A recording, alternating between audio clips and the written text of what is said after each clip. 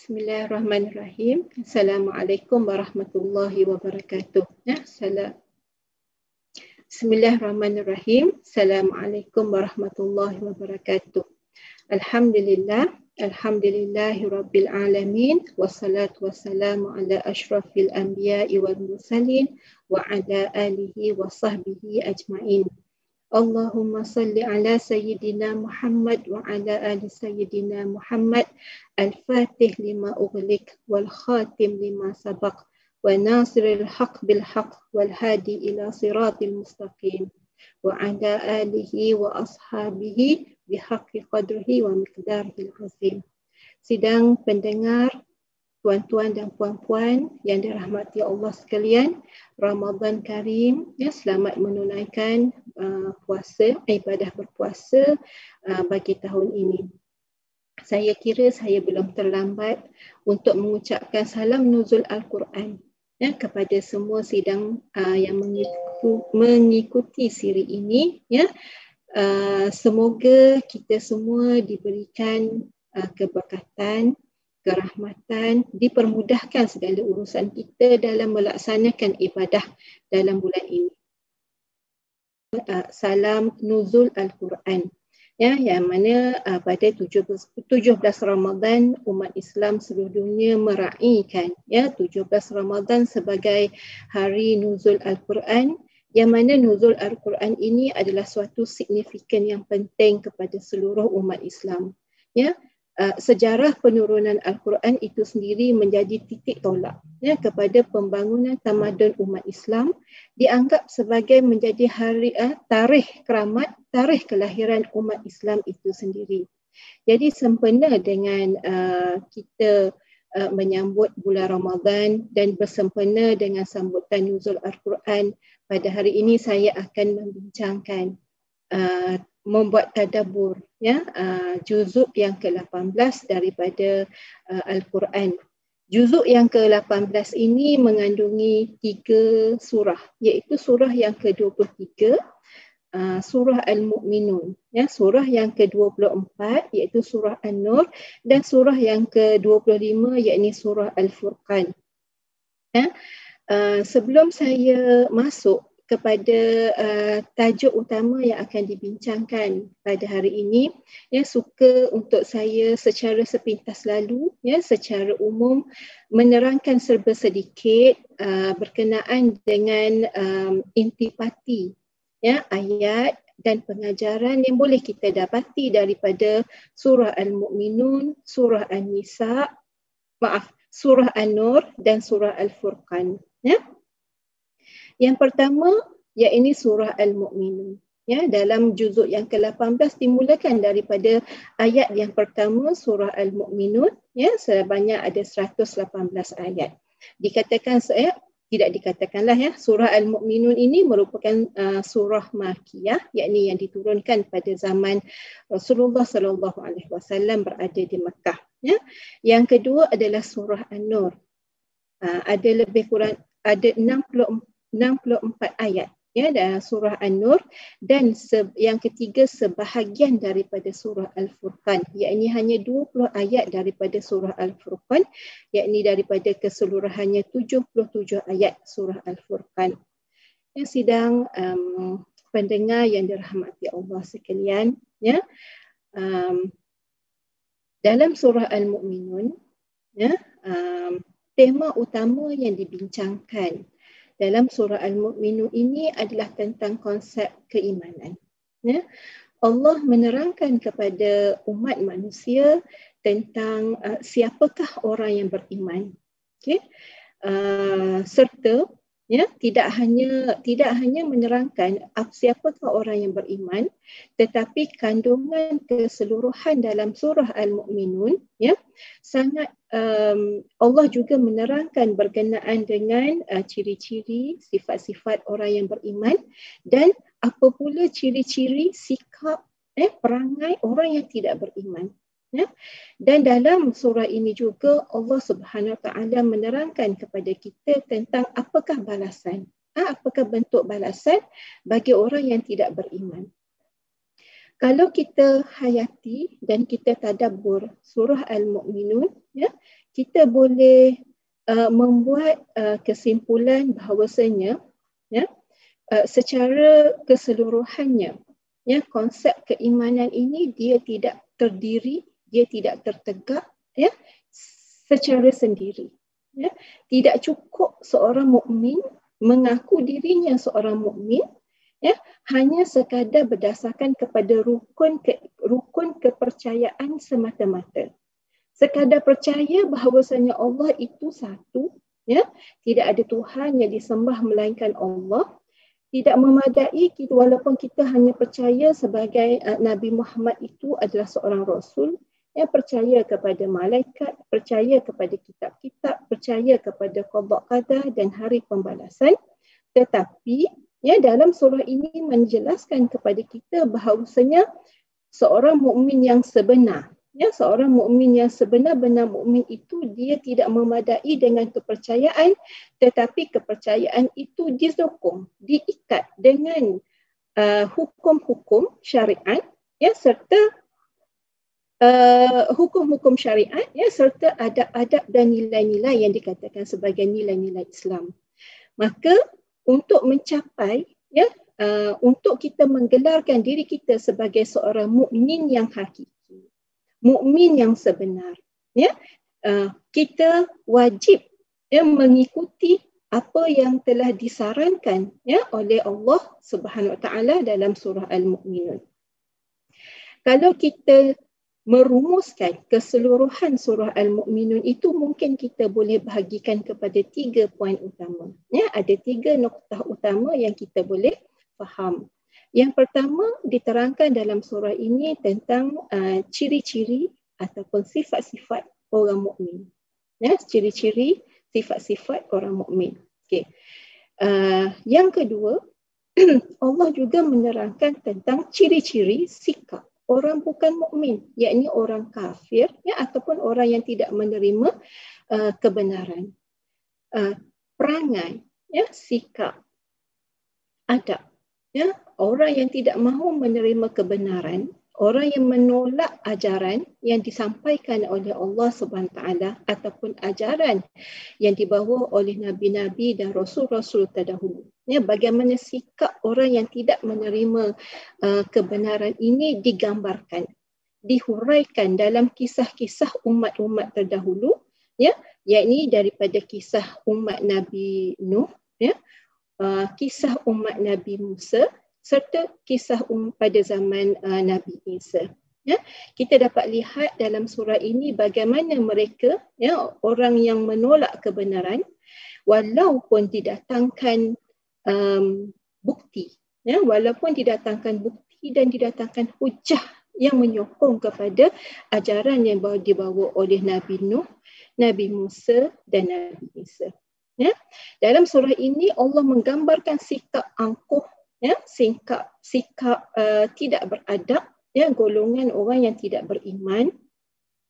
Mereka tidak hanya sekadar menolak kebenaran tersebut, malah ya, mereka juga mencaci ya, mereka menuhmah, mereka memfitnah ya, mereka ya, mencabar ya nabi-nabi yang membawa kebenaran kepada mereka. Itulah digambarkan ya, digambarkan dengan sikap ya yang dilakukan oleh umat Nabi Nuh ya, kisah umat Nabi Musa ya, dan kisah umat Nabi Isa. Okay. Dan yang ketiga ya, Allah juga menerangkan berkenaan dengan kesan-kesan ya, apa yang akan berlaku kepada orang yang menerima kebenaran dan beriman kepada ajaran yang disampaikan oleh nabi-nabi dan rasul-rasul, yang mana mereka ini qad aflahal mu'minun ya, humul warithun ya, yang mereka ini orang yang akan berjaya dan orang yang akan dimasukkan ke dalam syurga Allah Subhanahu Wa Taala. Ya, berjaya itu berjaya di dunia dan di akhirat, dan di akhirat nanti akan dimasukkan dalam syurga Allah Subhanahu Wa Taala. Sementara bagi orang yang tidak menerima kebenaran, mereka ya dijanjikan dengan penyesalan. Ya, mereka akan menyesal kerana selama ini mereka tidak menerima kebenaran ya, walaupun didatangkan dengan bukti dan hujah. Okey, ada atas kedegilan sikap ya mereka itu, maka mereka akan menyesal. Ya, di akhirat nanti mereka akan minta ya supaya kalaulah boleh mereka dikembalikan ke dunia ini, pasti mereka akan menerima ajaran yang disampaikan kepada mereka. Maka itulah secara kesimpulannya ya, apa yang kita boleh faham ya, apa intipati yang boleh kita dapati daripada surah Al-Mu'minun, iaitu yang pertama tentang konsep keimanan dan kekufuran. Yang kedua tentang konsep kebenaran dan kebatilan. Ya, perbezaan antara kebenaran dan kebatilan, serta ya sikap dan akibat ya orang yang menerima kebenaran, dan sikap dan akibat mereka yang tidak menerima kebenaran. Okay. Surah yang kedua dalam juzuk ke-18 ini kita boleh lihat surah An-Nur. Ya, surah An-Nur.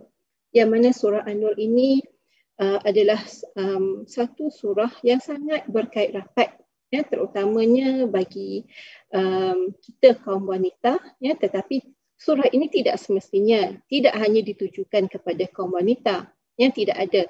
Semua surah dalam Al-Quran itu ditujukan kepada umat manusia keseluruhannya ya, tidak mengira gender lelaki atau perempuan.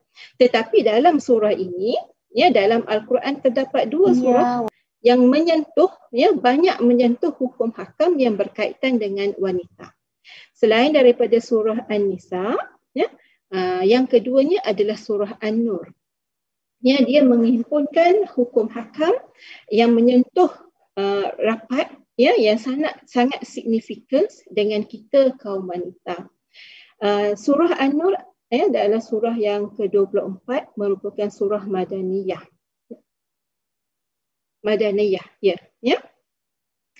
Kalau kita baca dan kita tadabbur ya, kita dapat faham bahawasanya tema keseluruhan ya bagi surah An-Nur ini adalah tema berkenaan dengan nilai ya, tema berkenaan dengan adab dan tata cara pergaulan dalam Islam. Okey. Nilai ya, adab dan tata cara dalam Islam ini kalau kita boleh kaitkan ya, dia kembali kepada matlamat Islam itu sendiri, iaitu untuk memelihara ya, untuk memelihara diri, memelihara masyarakat dan memelihara umat Islam itu sendiri. Sebagai umat Islam ya, sebagai orang mukmin, menjadi matlamat kita untuk menjadi seorang mukmin yang baik ya, dan menjadi cita-cita seorang mukmin adalah untuk memelihara kerohanian kita ya. Kita ada private sphere ya, kita nak jadi orang yang mukmin yang baik, dan kita nak menjaga ya kerohanian kita sebagai seorang mukmin, serta ya nak menjaga persekitaran ya, bi'ah ya, nak menjaga bi'ah masyarakat Islam keseluruhannya. Dalam kita nak menjadi seorang mukmin yang terbaik, nak memelihara kerohanian kita sebagai seorang mukmin ya, yang menjaga kerohanian, serta nak memelihara umat masyarakat Islam itu secara keseluruhannya, ada satu cabaran utama. Cabaran yang sering cabaran yang mengganggu persekitaran mukmin ya, persekitaran orang Islam, mengganggu kerohanian orang Islam ya, mengganggu jiwa orang Islam, mengganggu perangai dan adab orang Islam, iaitu satu cabaran berkaitan dengan cabaran yang berkaitan dengan pergaulan antara lelaki dengan perempuan ya, iaitu bentuk perhubungan ya, bentuk perhubungan antara lelaki dan perempuan. Maka dalam surah Al-Mu'minun ini Allah menurunkan ya hukum hakam yang berkait rapat ya dengan yang pertama ya, surah An-Nur ini dimulakan dengan hukuman bagi orang yang melakukan zina iaitu hukuman yang yang ditetapkan bagi orang yang melakukan hubungan jenis di luar ikatan perkahwinan, iaitu hubungan zina, kemudian diikuti dengan hukum-hukum lain yang berkaitan. Tunggaknya zina itu adalah haram. Orang yang melakukan zina itu akan direjam, akan di sebat 100 kali sebatan. Fajliduhum mi'ata jaldah. Okey. Kemudian daripada pengharaman zina itu didatangkan hukum-hukum yang mendukung. Hukum-hukum yang menyokong hukum pengharaman zina itu, iaitu hukum penghalal atau hukum perkahwinan, yang disebutkan juga dengan hukum perkahwinan, hukum haram menuduh orang lain berzina tanpa bukti, serta bagaimana memelihara bi'ah supaya perbuatan itu tidak boleh berlaku. Bagaimana nak memelihara tata tertib, nilai adab dalam pergaulan. Pergaulan itu sama ada pergaulan seorang mukmin itu apabila dia bersendirian, bagaimana tata pakaiannya, tata tertibnya ketika dia berada dalam rumah, adab pergaulan di dalam rumah serta adab pergaulan dalam masyarakat. Itu adalah tema utama yang terkandung dalam surah An-Nur. Dalam surah An-Nur juga, surah An-Nur ini dinamakan sebagai surah An-Nur kerana terdapat dalam surah ini ayat yang menyebutkan tentang nurun ala nur. Nur ala nur ini adalah suatu kiasan. Kiasan Allah Subhanahu Wa Taala, nur itu sebagai suatu hidayah. Apabila hidayah Allah itu sampai kepada hamba-Nya, yang mana hidayah itu akan menyerap masuk ke dalam hati seorang hamba, hati seorang manusia, dan dia akan memberi sinar, memberi cahaya atau memberi petunjuk kepada seorang hamba, dibandingkan iaitu Allah membandingkan apabila cahaya masuk ke dalam satu kotak ataupun satu bekas yang gelap, yang mana cahaya itu akan menerangi keseluruhan ruang itu. Walaupun ruang cahaya itu sangat kecil, tapi apabila cahaya masuk, dia akan membiaskan, dia akan terbias dan menerangi keseluruhan kawasan yang gelap itu. Itulah dibandingkan sebagai hidayah Allah. Apabila hidayah itu sampai kepada seorang hamba, maka hidayah yang masuk ke dalam hati itu akan terbias. Dia akan memenuhi keseluruhan ruang. Ruang itu sama ada ruang hati, ruang kehidupan, ruang keimanan, ruang kepercayaan, ruang kehidupan dan sebagainya. Maksudnya cahaya itu akan memberi kesan kepada seorang hamba yang menerima hidayah Allah Subhanahu Wa Taala. Okey. Dan surah yang ketiga yang terdapat dalam juzuk yang ke-18 ini adalah surah Al-Furqan, iaitu 20 ayat pertama daripada 77 ayat keseluruhannya dalam surah Al-Furqan. Surah Al-Furqan merupakan surah yang ke-25 dan surah Makkiyah. Dalam surah Al-Furqan ini, Furqan ini maksudnya neraca atau timbangan. Maka temanya tak lari daripada menerangkan tentang penurunan Al-Quran sebagai suatu kurniaan yang tertinggi, suatu kurniaan yang terbesar, suatu kurniaan yang teragung kepada umat manusia keseluruhannya. Sebab itu kita menyambut hari nuzul Al-Quran itu sebagai hari yang agung, satu titik sejarah, suatu orang kata tarikh yang sangat signifikan kepada pembangunan tamadun umat Islam itu sendiri. Ini adalah suatu kurniaan Allah. Kurniaan Allah, suatu pemberian, suatu ni yang paling besar kepada umat Islam. Dinamakan sebagai Al-Furqan merujuk kepada peranan merujuk kepada fungsi yang dibawa oleh Al-Furqan itu sendiri. Itu nama lain bagi Al-Quran, ya, sebagai petunjuk yang menunjukkan yang membezakan antara kebenaran dan kebatilan, ya, untuk memandu umat Islam, ya, nak menunjukkan kepada umat Islam apa yang benar dan apa yang tidak benar.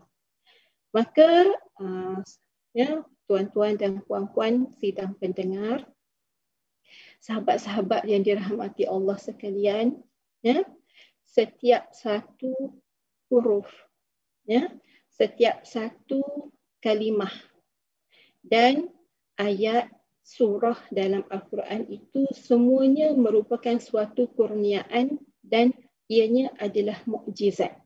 Ya. Tidak ada satu ayat yang lebih baik berbanding dengan ayat lain. Ya. Tidak ada satu huruf yang lebih baik daripada huruf yang lain. Ya. Maka untuk kita tadabbur juzuk yang ke-18 ini, ya, kesemua ayat dalam juzuk yang ke-18 itu adalah semuanya kurniaan yang paling tinggi, kurniaan yang paling besar, semuanya mukjizat, semuanya ada hikmah, ya, membawa hikmah dan pengajarannya yang tersendiri. Namun dalam ruang batas kita yang ada, saya cuma diberikan masa 20 minit, ya, dalam sidang ini.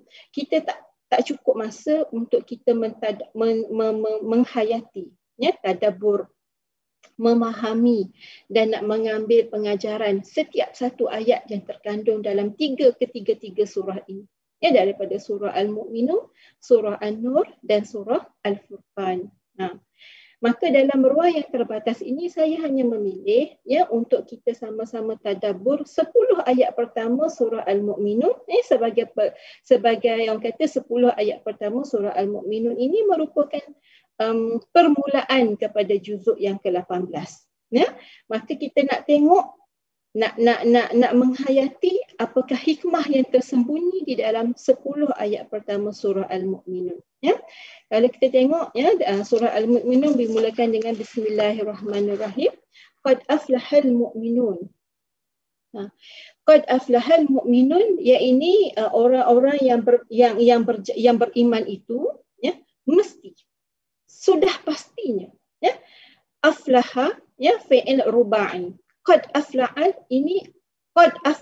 ini merupakan suatu janji, ya, satu jaminan, ya, ia adalah janji dan jaminan daripada Allah SWT tentang kejayaan, ya. Maksudnya sudah pasti akan berjaya, ya, bukan hanya akan berjaya tapi pasti akan berjaya. Qad aflahal al-mu'minun, iaitu orang-orang yang beriman, ya. Saya ada sebutkan tadi beriman di sini, ya, iaitu orang yang beriman kepada rukun-rukun yang iman. Tetapi percaya, ya, dengan rukun-rukun kepercayaan saja tidak menjadikan kita seorang mukmin yang hakiki. Ya, tapi mukmin yang hakiki itu apabila kita, ya, sebagai yang sempurna rukun keimanan kita, rukun kepercayaan kita, rukun keimanan ini disokong lagi dengan tanggungjawab, ya, sebagai mukmin apa yang wajib kita laksanakan sebagai seorang mukmin. Ayat yang kedua Allah menyebutkan tentang allazina hum fi salatihim khashi'un, iaitu mereka yang khusyuk dalam solat mereka. Dalam banyak sesi kuliah, ya, dalam banyak sesi ilmu, ya, bila kita berbincang tentang khusyuk dalam solat, ada dua soalan utama yang akan ditanya oleh jemaah, ya. Orang suka tanya dua soalan utama. Kalau kita nak cerita kita kena khusyuk dalam solat, kita tak boleh main-main dalam solat kita khusyuk. Dua soalan utama akan ditanya adalah yang pertama, khusyuk tu apa? Bagaimana? Apa itu khusyuk? Dan yang kedua, macam mana nak mencapai tahap khusyuk tu? Macam mana kita boleh nak capai khusyuk dalam solat? Itu adalah dua soalan utama yang sering ditanya, ya, yang apabila kita berbincang tentang konsep khusyuk dalam solat. Maka mungkin boleh di sini kita huraikan sedikit, ya, apa yang dimaksudkan dengan khusyuk. Sebab kadang-kadang Kalau kita katakan khusyuk itu ya, an ta'budallah ka'annaka tarahu fa illam yarahu fa innahu yaraka. Bagi masyarakat setengah golongan ya dalam masyarakat kita dia tak sampai tahap kefahaman itu, dia tak boleh nak sampai, tak boleh nak bagaimana nak membayangkan ibadah ya, membayangkan seolah-olah Allah, kita beribadah di hadapan Allah. An ta'budallah ka'annaka tarahu, menyembah Allah seperti kamu melihatnya. Fa in lam yarahu, kalau kamu tak dapat tengok dia, kita kena bayangkan, yang kita kena sentiasa ingat yang Allah itu sentiasa melihat kita. Kadang-kadang itu tidak dapat dicapai oleh sebahagian daripada kita. Ya, kerana dia sangat bersifat filosofi.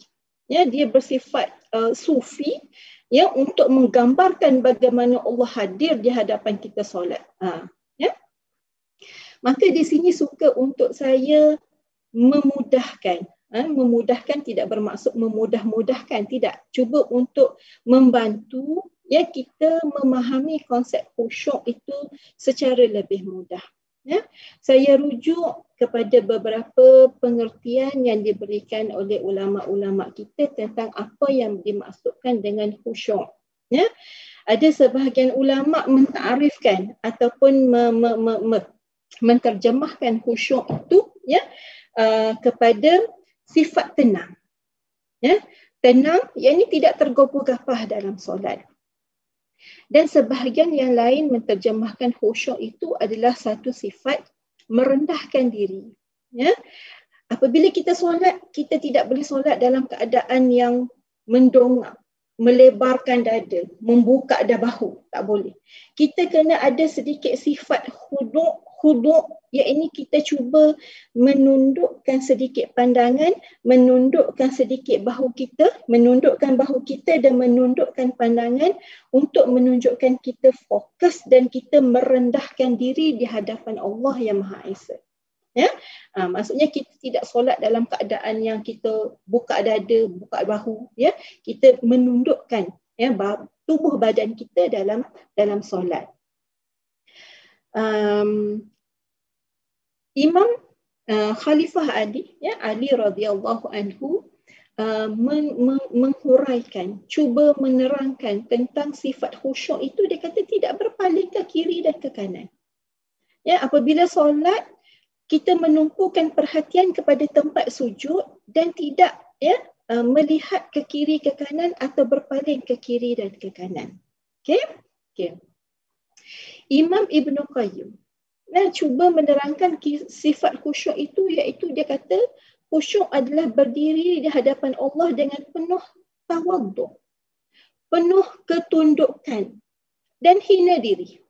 Ya, sebab itu kita tidak boleh mendongak bahu dan membuka bahu ya ni ketika dalam solat, tapi kita kena tundukkan sedikit. Ya, tundukkan sedikit bahu kita dan badan kita. Yang ini kita merendahkan diri di hadapan Allah yang Maha Esa.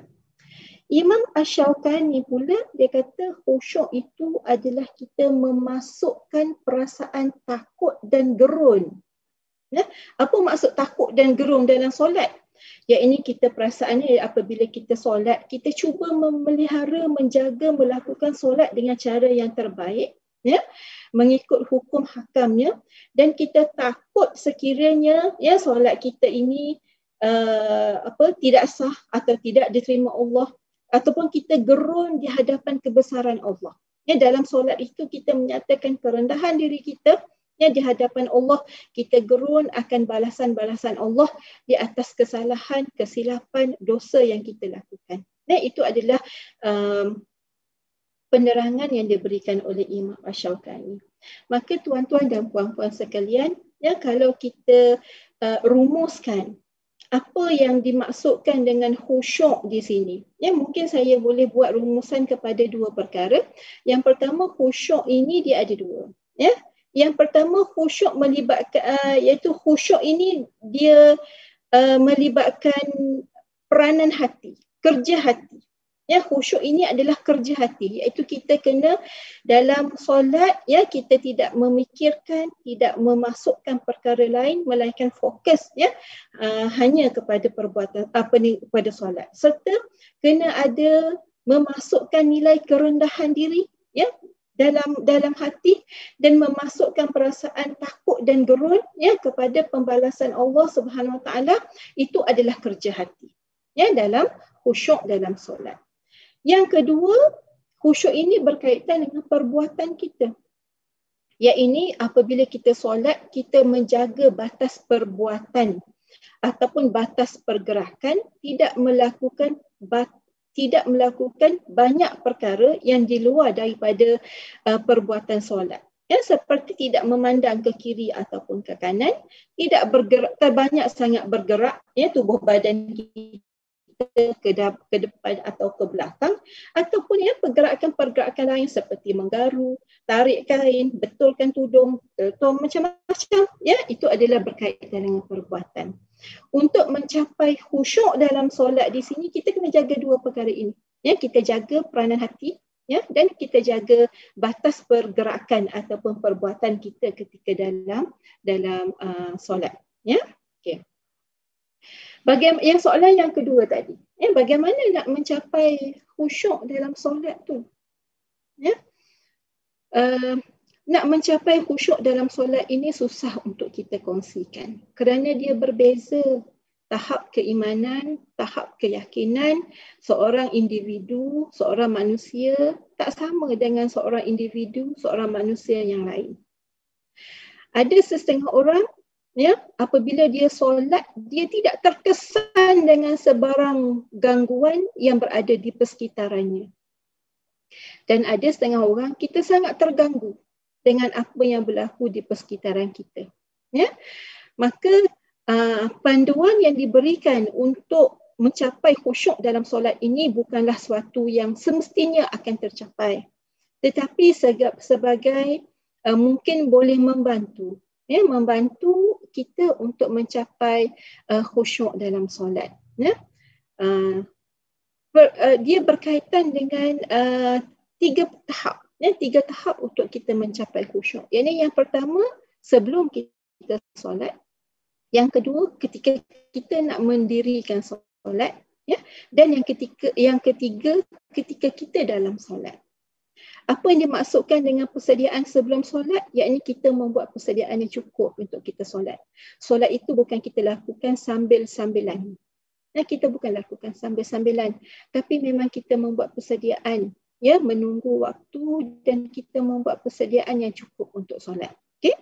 Yang kedua, kita pastikan kita bersuci dengan cara yang betul. Ya, kita istinzah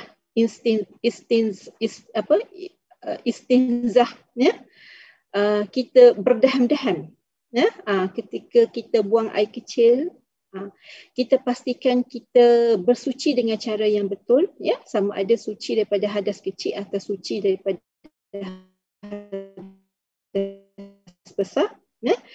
Perkara-perkara yang boleh mengganggu untuk ketika kita dalam solat ya, seperti tutup TV, tutup radio, jauhkan telefon ya, kalau kita kaum-kaum ibu, kaum-kaum para wanita ya, tutup api dapur sebelum kita menunaikan solat supaya ia tidak mengganggu ya. Okey. Yang keempat, jangan menunaikan solat ketika kita dalam keadaan menahan rasa nak buang air kecil ataupun buang air besar ya, kerana itu akan mengganggu khusyuk dalam solat ya. Dan ulama kata termasuklah menahan buang angin juga ya, sebab dia memang perkara makruh dalam solat ya, solat sambil menahan ya rasa nak buang air kecil atau rasa nak buang air besar atau rasa nak buang angin. Okay. Dan untuk kita mencapai khusyuk dalam solat, itu adalah satu perkara yang sangat mengganggu ya, fokus kita kepada perbuatan solat. Kita solat jangan ya selepas kita makan terlalu kenyang, atau jangan solat dalam keadaan terlalu lapar. Dalam bulan puasa kalau lapar pun kita kena tahan lah. Tapi maksudnya dalam hari yang lain. Ya? Okay. Jangan solat dalam keadaan terlalu kenyang ataupun terlalu lapar. Kemudian solat di tempat yang tiada gangguan, dah sebut dah. Okey, wuduk dengan sempurna. Okay. Itu antara perkara yang boleh membantulah walaupun tidak 100%. Ya, kalau kita dengar kisah seorang sahabat dalam perang Uhud, apabila terdapat seorang sahabat ini, dia telah terkena panahan busur, anak panah, ya, anak panah. Kemudian sahabatnya cuba untuk membantu buang anak panah tersebut. Tapi dia kata jangan cabut dulu. Dia kata tunggu, aku nak solat. Kemudian dia angkat takbir dan dia solat. Ketika dia solat, kawan dia cabut. Ya, maksudnya bila dia solat itu, dia khusyuk dalam solat itu, dia tak sedar pun. Ya, dia tak sedar pun yang anak panah itu sudah dicabut daripada badan dia. Dan dia tak rasa pun anak panah itu dicabut kerana dia khusyuk dalam solat. Kalau kita boleh sampai tahap tu, agaknya kita boleh operation tanpa bius kot. Okay, doktor nanti saya nak solat, ya, ketika saya solat doktor operate saya. Kalau kita boleh sampai tahap tu, tapi tidaklah kan. Kita sebagai orang awam ini tak sampai tahap tu, maka kita perlu kepada memastikan, ya, bentuk-bentuk yang lain itu kita cuba atasi. Okey. Yang kedua, ketika kita hendak solat, ya, maksudnya kita solat, kita nak solat tu sebelum, janganlah naik atas jadah terus angkat takbir Allahu Akbar terus, ya. Kita betul-betul berdiri dulu, ya, mulakan dengan istighfar, ya, astaghfirullahalazim, astaghfirullahalazim, astaghfirullahalazim, usalli lillahi ta'ala, ya, usalli lillahi ta'ala. Maksudnya kita cuba istighfar dan berzikir, ya, boleh baca juga surah-surah yang surah 3 Qul, ya, sebelum kita memulakan dengan takbir, ya, itu untuk mengumpulkan, ya, segala fokus kita, ya, kepada solat. Ya, kita tarik segala fikiran, ya, segala apa yang ada dalam hati dan fikiran kita, fokus kepada solat, ya, dengan istighfar, zikir, ya, membaca surah-surah tertentu, kemudian barulah kita mulakan dengan takbiratul ihram. Okey. Dan perkara lain lagi yang dapat membantu, iaitu kita cuba azan iqamahnya sebelum solat. Kemudian, ya, itu menghadirkan hati. Okey. Dalam solat kita cuba memahami apakah bacaan-bacaan yang kita baca dalam solat, ya. Apabila kita faham, ya, dalam rukuk tu kita baca apa, subhan rabbiyal azim wa bihamdih, ya, subhan rabbiyal a'la wa bihamdih. Dalam sujud kita akan menghadirkan diri kita, ya, merasa rendah diri kepada Allah dan mengagungkan pada Allah. Itu dapat membantu kita untuk lebih khusyuk dalam solat. Begitu juga kita boleh memperbanyakkan perkara-perkara sunat dalam solat. Ya, sunat-sunat, perkara-perkara yang disunatkan ketika solat, ya. Dan banyakkan juga bacaan-bacaan sunat, ya, dalam solat, serta memahami dan memelihara dengan baik segala hukum hakam yang berkaitan dengan solat, ya. Itu adalah usaha kita sebagai seorang manusia, ya, yang cuba untuk mendapatkan rasa khusyuk dalam solat itu, kerana khusyuk dan usaha untuk mendapatkan khusyuk itu adalah suatu yang wajib, ya. Okay. Seterusnya, ya, kita berpindah kepada surah Al-Mu'minun tadi, ya, itu adalah surah yang kedua. Yang ketiga, ya, Allah menyebutkan tentang walladzina hum 'anil laghwi, ya, mu'ridun. Apa lagi sifat orang mukmin yang disebutkan dalam surah Al-Mu'minun ini, iaitu orang yang beriman itu, ya, orang yang dijanjikan kemenangan, kejayaan bagi orang mukmin itu, ya, orang yang menghindari, ya, yang meninggalkan lagha, perkara yang lagha, yakni perkara yang sia-sia, ya, meninggalkan perkara yang sia-sia yang boleh melarikan kita, menjauhkan kita daripada kebaikan, ya. Yang keempat, walladzina hum lidzakati fa'ilun, ya, yakni orang yang menunaikan zakat. Apa maksudnya sini? Ya, orang yang membersihkan harta bendanya, dengan mengeluarkan zakat. Ya, kerana dalam harta benda kita ini terdapat hak orang lain. ya, yang Allah hantar melalui kita tapi sebenarnya bukan hak kita. Ya, tetapi dalam harta kita tu terdapat sebahagiannya merupakan hak yang wajib kita serahkan kepada orang lain. Okey. Maafkan, ada gangguan. Okey. Ayat yang kelima Allah sebutkan wallazina hum li furujihim hafizun. Ya. Orang yang memelihara kehormatan dirinya illa ala azwajihim aw ma malakat aymanuhum fa innahum ghairu malumin. Ya. Orang yang memelihara kehormatan dirinya kecuali ya dengan isterinya ataupun hamba sahayanya, kerana dalam hati mereka itu sesungguhnya mereka bebas daripada perkara yang tercela. Okey, dan maka di sini dalam ayat wallazina hum li furujihim hafizun iaitu menjaga kewajipan memelihara kehormatan diri, dan di sini memelihara kehormatan diri illa ala azwajihim, kecuali kepada isteri mereka yang sah, au ma malakat aymanuhum ataupun hamba sahaya mereka. Ya, di sini ada ya berkait rapat kembali dengan apa yang kita sebutkan, rumusan yang kita sebutkan dalam surah An-Nur tadi, iaitu tentang pengharaman zina, ya, pengharaman pergaulan bebas antara bentuk perhubungan bebas antara lelaki dengan perempuan, ya, serta kesannya ya boleh memelihara kerohanian dan memelihara institusi kekeluargaan illa ala azwajihim.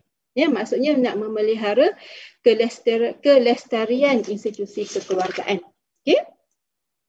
Famani batagha wara'a dzalika faulaika humul adun. Ya. Barang siapa yang mengingini lebih daripada itu. Maksudnya nak lebih daripada itu, yang ini melampaui batas. Maka mereka itu adalah orang yang melampaui batas. Kalau kita buat selain daripada apa yang Allah suruh di sini ataupun melebihi apa yang Allah larang di sini, maka kita termasuk sebagai orang yang melampaui batas. Okey. Ayat yang ayat yang ke-8 yang disebutkan wallazina hum li amanatihim wa ahdihim ra'un. Yakni orang yang memelihara, melaksanakan amanahnya. Ya, amanah di sini ya kita boleh terjemahkan sebagai sebarang bentuk tanggungjawab yang diberikan kepada kita. Tanggungjawab ini ada dua, ya, tanggungjawab secara zahirnya, yakni apakah tugas-tugas yang wajib kita laksanakan. Apa yang diberikan kepada kita. Ya, yakni kalau seorang guru, maka tugasnya sebagai seorang guru, seorang pentadbir, tugasnya sebagai seorang pentadbir, ya, dan lain-lain lagi lah, ya. Semua bentuk pekerjaan yang ada, maknanya apa yang kita diberikan pada kita itu dianggap sebagai satu amanah yang wajib dilaksanakan. Yang kedua, amanah di sini membawa maksud isyarat ataupun kiasan kepada tugas kita, tugas sebagai seorang mukmin yang kita ini ada amanah kepada Allah Subhanahu Wa Taala. Ya, amanah kita sebagai seorang hamba ya kepada Allah Subhanahu Wa Taala. Kita juga sebagai seorang mukmin kita ada amanah terhadap rakan-rakan ya saudara-saudara mukmin kita yang lain. Begitu juga kita sebagai manusia kita ada amanah sebagai khalifah ya di muka bumi ini. Maka amanah di sini dia merangkumi segala bentuk tanggungjawab kita ya sama ada secara zahir ataupun secara kiasan. Ya, maka seorang mukmin itu adalah orang yang melaksanakan amanahnya dalam kehidupan dia. Ya, ketika dia masih hidup. Wa ahdihim ra'un. Ya, orang yang menunaikan janji. Ya, menunaikan janji. Walladzina hum ala salatihim yuhafizun. Dalam surah ke-9 Allah sebut sekali lagi berkaitan dengan solat, iaitu wallazina hum ala salatihim yuhafizun, orang yang memelihara sembahyangnya. Apa perbezaan antara ya wallazina hum fi salatihim khashi'un? Dalam ayat yang kedua Allah sebut tentang khusyuk dalam solat. Dalam ayat yang ke-9 Allah mengulang lagi berkenaan dengan wallazina hum ala solatihim yuhafizun, ya, orang yang memelihara solatnya, ya. Untuk ayat yang kedua itu kita faham khusyuk itu, ya, khusyuk sebagaimana yang saya telah sebutkan tadi, iaitu khusyuk pada dua perkara tersebut, iaitu pada hati dan pada perbuatan. Sementara yuhafizun, ya, menjaga solat di sini merujuk kepada kita menjaga, yang pertama menjaga waktu solat, ya, memelihara waktu solat, menunaikan solat pada waktunya yang betul, yang sebenar, ya, waktu yang telah ditetapkan. Yang kedua, kita memelihara solat, yakni kita memelihara segala hukum hakam, ya, yang berkaitan dengan solat. Okay? Dan yang ketiga, ya, kita memelihara juga tanggungjawab kita terhadap solat, yang mana ia akan memberi kesan, ya, langsung kepada kita. Dan akhir sekali, dalam ayat yang ke-10, Allah sebut ulaika humul warithu. Mereka ini adalah mereka yang berhak mewarisi. Warithun. Mewarisi apa? Disebutkan dalam ayat yang ke-11, allazina yarisunal firdaus. Orang yang akan mewarisi syurga al-firdaus. Hum fiha khalidun. Bukan sekadar masuk, tapi hum fiha khalidun, yakni mereka akan kekal di dalamnya. Maka, ya, tuan-tuan dan puan-puan sekalian, para pendengar sidang yang dirahmati Allah sekalian, ya, tadabbur kita dalam 10 ayat pertama, ya, surah Al-Mu'minun ini, saya membuat rumusan kita ada 7 mutiara. Ya, kita ada 7 permata yang perlu dipelihara oleh seorang mukmin. 7 perkara mutiara atau permata itu kita ambil daripada 10 ayat pertama surah Al-Mu'minun ini. Yang pertama, kewajipan untuk kita memelihara syariat, ya, atau memelihara ibadah, iaitu apa yang Allah sebutkan dalam memelihara solat dan memelihara zakat, ya. Yang kedua, apa yang Allah sebutkan tentang sifat khusyuk dalam solat itu berkait rapat dengan sifat merendah diri, ya.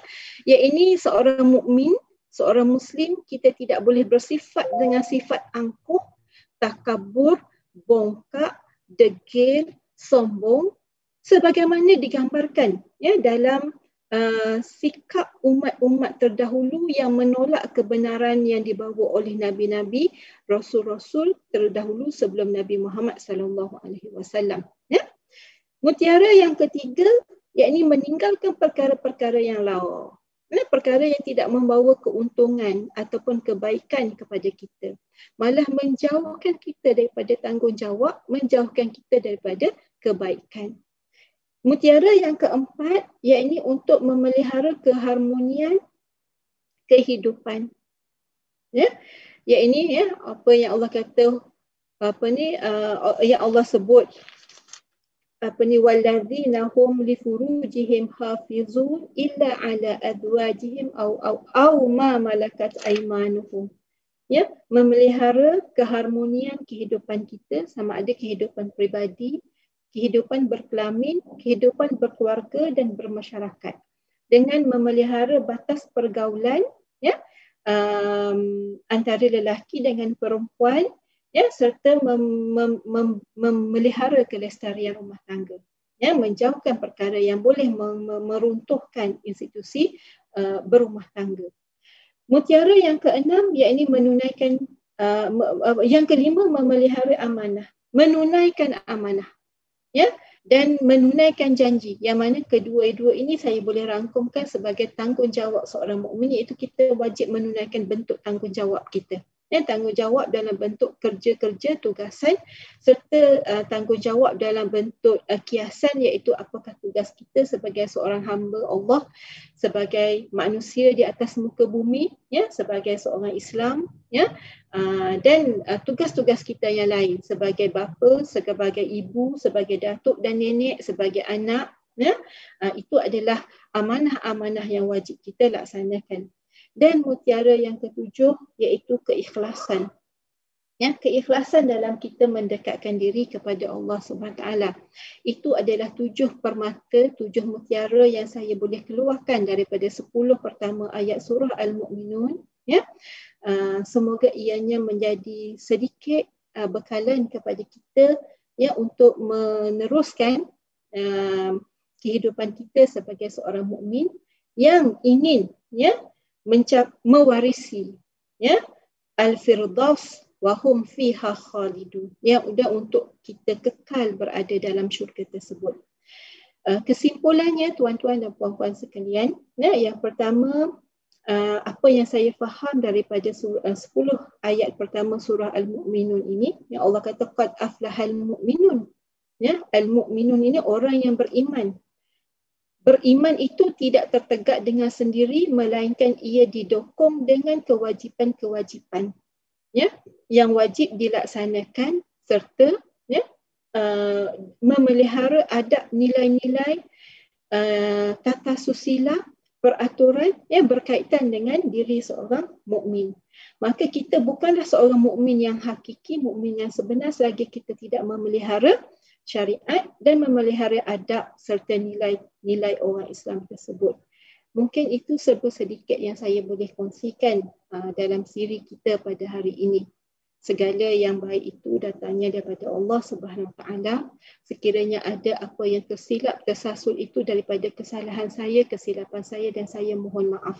Ya, semoga Allah berkati sesi perkongsian ilmu kita pada hari ini, dan Allah akan berikan kebaikan kepada kita semua. Ya, wabillahi taufiq wal hidayah. Assalamualaikum warahmatullahi wabarakatuh.